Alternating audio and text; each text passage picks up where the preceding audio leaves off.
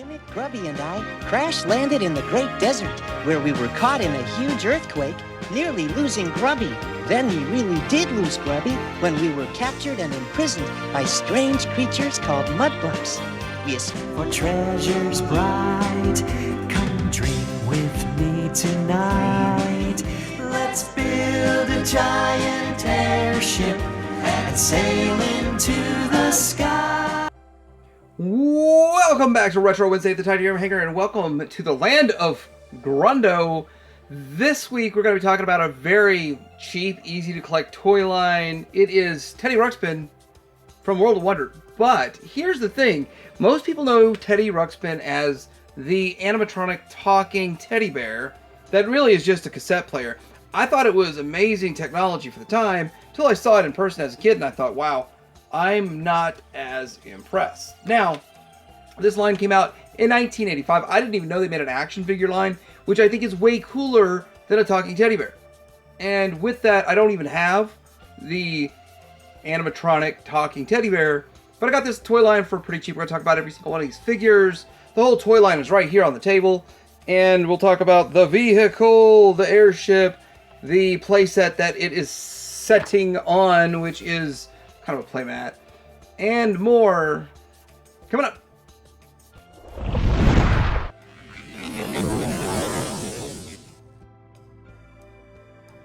All right, we're going to start out with a playset, which is a playmat. It's just a vinyl mat. There's the box to the playset. It comes with two figures. I don't remember exactly which two figures it came with. I think I've seen it with this guy, with the Grubby, and then one other. But there's the back of it, and it kind of shows the whole picture of this. Now we're going to go to Shaky Cam and look at this playmat real quick. Now it's massive. I did have to extend the table out using some stuff. But there's the land of Grundo, and then Mushroom Forest, and then King's Castle, Wizard of Grundo, Jungle with no name, Great Desert. I mean, so this is kind of cool. If you really look at this, it feels like a Zelda map, doesn't it? Kind of does. Kind of feels like if you got Nintendo Power, a Zelda map. And I do like this because for a cheap, low price, kids can have a massive environment, and then they could clean it up real quick, just fold it away. So I mean, it's kind of nice. Kind of like what they did with MASH. MASH had this. Castle Zendo had one of these. That went with the castle a lot smaller than this. I think MASH one's bigger than this. And so, anyway, that's the playset, and we did it first because we're going to be looking at it through the whole video. Now, it did have a cartoon that ran along with it, and it's feeling like it sort of targets 4 to 8 year olds, so probably wouldn't have even had a huge lasting impression on me if I did see it. I don't ever remember seeing it back in the day, but it feels very 80s-esque, 80s-ish, and they want to teach a lot of little lessons along the way, which is good. I enjoyed watching 2 episodes. I would not watch the whole series myself or recommend it, but they did make a live-action puppet kind of Muppet type of movie, which I watched the whole movie. I thought it was all right. It was pretty decent, so I would suggest watching the live-action movie. And the cartoon, 1 episode or 2 episodes, probably all you need to get the gist. Let's get a look at these toys. Alright, we're going to start with Teddy Ruxpin, but of course we have to start with size comparisons. This is how tall he is. I think everybody knows what a Star Wars figure height is, and everybody knows what a G.I. Joe figure height is, and I like to kind of vary who I grab, and I kind of always grab Luke for Star Wars. But yeah, Yojo, definitely not 3.75 in scale, but I will say this. There are some characters that are about that size. Bring one over here, maybe. So they vary in size, which is another. It's actually kind of a good point for a toy line that they're not all exactly the same height. Oh, sorry, Joe, Star Wars. All right, so here's Teddy Ruxpin himself. I will show his articulation, head, arms, and legs go side to side. It's really a 5 POA figure, but not in any meaningful way because those legs kind of suck. And the mat is wavy. It's hard to get them to completely stand on the mat. Okay, so maybe the mat's Not the greatest thing in the world, but it's still kind of cool that it's made. And with that, they also made them in flocked. Yes, flocked with the flock. So Mossman is one of the more popular flocked figures out there. This was actually in pretty good shape. The flocking goes bad and it starts looking rough, so I'm not going after any of these flocked. They always look extremely filthy because the flocking gets flocking bad, so don't get them flocked. Anyway, but yeah, Beastman still looks pretty good, believe it or not. And there's some paint apps to him and he looks okay, but not really anything to write home about. This is the main character, main figure, and I bet if anybody were to just like, hey, I want to get one, let's just get me one Teddy Ruxpin and throw it on a miscellaneous shelf, most people don't care about the rest of this. Next up is a Mud Blup, which the build on this figure is very similar to kind of like a Star Wars or any other 5 POA figure, really tight. Style like a tiger. Anyway, looks pretty good. Pretty good looking figure overall for what he is. This is one that you would want to troop build because there's like an army of them. So you might want to have 3 Mud Blubs. Mud Blub. Blup. But it's kind of cool. They're kind of cave dwellers, it seems like, and they captured good old Teddy Ruxpin in an episode or something. But yeah, interesting guy. Maybe something that you could put in the background of other displays. Next up is Grunge, and he's got this crazy hairdo. He feels like he could come straight out of the Star Wars Droids figures. Like he would fit right in with Star Wars Droids figures. Now I don't have all the backstory on all the figures and all the characters. I have a little understanding of who's who and who's what. I think this is a good guy for the most part. Even the bad guys seem happy and smiley because they're, you know, so good at being bad. His arms don't go up all the way. It's like they only do that little bit. I mean, I'm sure I can make it happen, but crazy hairdo. He's interesting, red, and then his waist moves. So got some spots on the back of his head. So I mean, they went out of the way to make each figure look interesting, and they did a good job with that. I mean, they all look pretty interesting, and this guy here who is, let's say, Grunge, he's not. This is the land of Grundo, similar name. This is Bounder, and I'm actually going straight from this back of this package here, and there he is in pink. As you can see, he's red, and we're going to see that along the way, as with this of the fob or something, he's a much different color also. So I want to point that out. And he's got 2 legs and nothing else. Oh, tail I guess moves. And looks like a crown on his head. Kind of a cool figure. Interesting enough. Here's the thing about this. They ended up running into like 3 or 4 of them and I remember that from the live action movie. I think all these characters come out in that 45-minute live action movie. And they ran into them. They thought it was like scary. Oh no, they're gonna eat us and whatever. But yeah, so another one you might want 3 of, but 1's more than enough for me. And the good thing is these figures are really cheap, so if you want to troop build any of them, it's not really that big of a deal.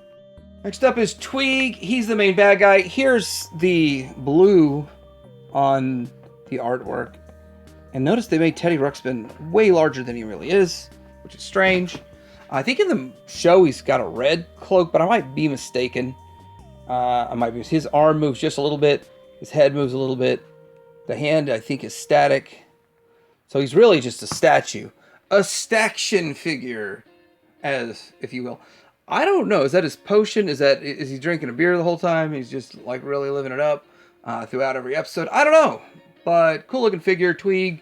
Overall, I would have actually liked the blue. If they made the blue, that would have been cooler. Next up is Grubby. He's kind of like a caterpillar in a way. And he does have articulation in his head.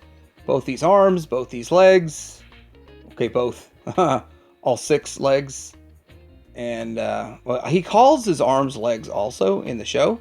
And that's one of the things they were teaching. He was saying that he's tired of walking. And that since Teddy Ruxpin has 2 legs and he's got 8, he's 4 times more tired to try to teach math to kids, which is interesting. It's fascinating. And it's okay. It's a little educational kind of show. Sort of a Sesame Street-esque in a way. But I like this figure. He's kind of cool. kind of a cool caterpillar, and he's got spots on the back. The artwork shows him to be more yellow than this, but I don't need to show that because that's yellow and a little orangish, kind of close. Next up, we got Newton gimmick. His gimmick is the fact that he built this airship, which we will take a look at here in a bit. The airship. Back to Newton gimmick here. So he's kind of like that, a nutty professor in a way, and he had all these ideas on how to make these inventions. I guess he's an inventor. His legs move very loose on mine. Arms are very tight. Head moves. He's got molded in glasses and quite a few paint hits on him. He's probably got the most paint out of all of them. And yeah, kind of a cool, fun little figure. Very interesting. Very interesting figure indeed. And you need him for the airship. Next up, we got the Gutang clan falling over. Let's see if you can adjust. He has a waist swivel. Got to find a spot that's not all wavy on the map here. Anyway, he's another one that's kind of part of an army, maybe a troop builder if you will. And this, well, I understand this piece is separately molded. I don't know. No, I don't think it is. It's not really a helmet. It's still cool, interesting. He's got movable arms, waist, and tail static. And another one that you might have a few of for like a little troop building because there's a group of these guys out there. And kind of a fun little character, kind of a play on maybe some prehistoric kind of stuff going on with that mask based. It looks a little Egyptian styled in a way, doesn't it? Just a little bit, but he's green and he's fun. And yeah, I don't remember him much at all from the couple of episodes in the live action movie. Next up is Pub. I mean, is that what it says? See, the camera can always magnify it for us, but he's blue. So a little confusing collecting the line. I'm like, oh, I got to get a blue guy now. And wait, oh, it's just the wrong color. Which is fine. So he's got 1 point of articulation in his head. And he just chills.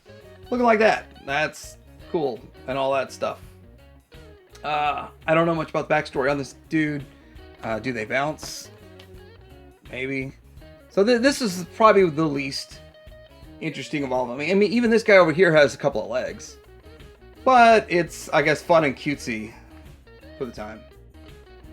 So I guess they call this guy Woolly What's-It. I guess that really is what they call him. I thought it was something else. No, it's Woolly What's-It. And he's kind of a pinkish purple. As you can see, parts are cast differently, so they look different. Yeah, different colorations.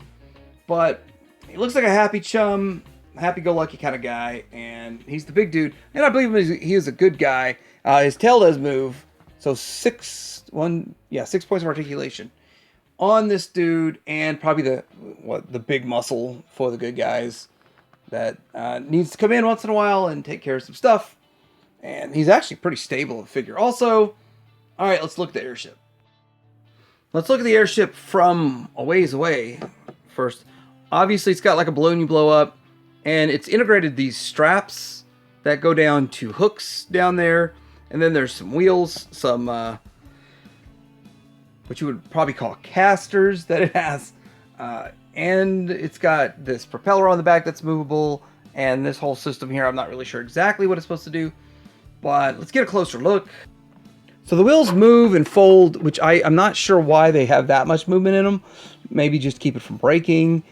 This is kind of like a furnace that puts heat up to, because that's how you keep adding the heat. You have to keep feeding the furnace. And there's 1, 2, 3, 4, 5, 6 foot pegs in there, so you can put 6 figures in there and fill it all up. There's some stairs to go up to the next level, which all makes sense. Stairs go up to this level.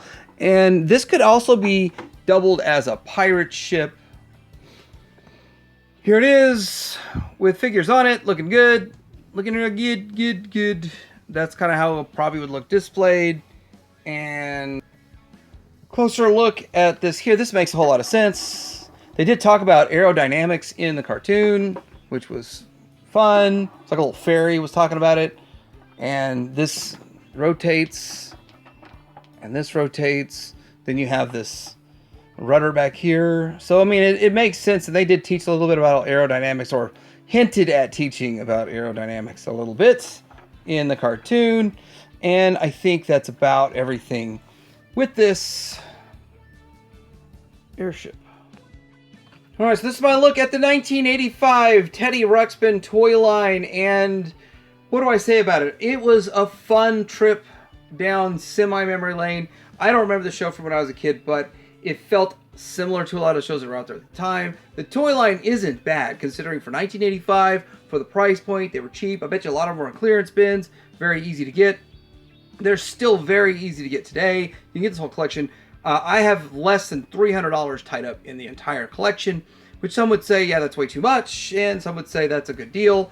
I probably could get all the flocked ones and have the variations, you know, flocked variations for probably another $50 or something. It's really a very affordable toy line. The downside to collecting affordable toy line, of course, is that if you go to sell it, probably not getting your money back out of it. But I've got a line, more very cheap, affordable toy lines that I'm going to be reviewing coming up in future weeks. Let me know what you guys think about Teddy Ruxpin action figures. Did you know these existed prior to today? Do you even care? And if you don't care, was it still fun? Like, subscribe. Teddy Hanger out.